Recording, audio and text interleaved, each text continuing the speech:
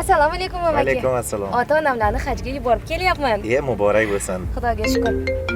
Dadam-ku. Alo qizim, Alo, dadajon. qizim sen bergan pullarni Eshityapman? firibgarlar olib ketibdi. Biz uyga qaytyapmiz, bolam. Voy, yo'q-ey. Nega unaqa bo'ladi? Hozir yetib boraman. Sahnalashtirilgan ushbu holatdagi nafaqat qizning ota-onasi, balki 30 nafar fuqarolar Umra safariga boraman deya chuv tushdi.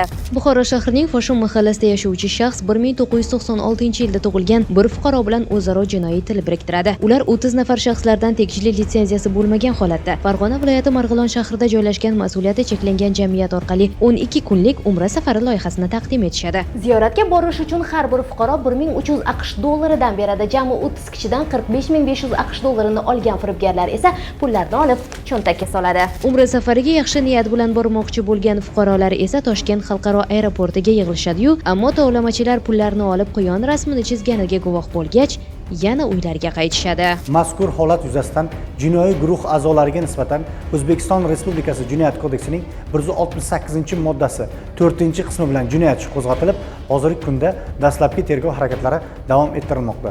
To'g'ri, hozirgi kunda Umra va haj safariga yuboraman deya o'zini turli tashkilot vakillari sifatida tanishtiradigan firibgarlar soni ortib bormoqda. Agar siz ham ularning navbatdagi qurboniga aylanib qolishni istamasangiz, o'zingizni haq-huquqlaringizni to'la anglab yetgan holatdan so'ng ushbu xayrli amallarga qo'l urishingizni tavsiya etamiz.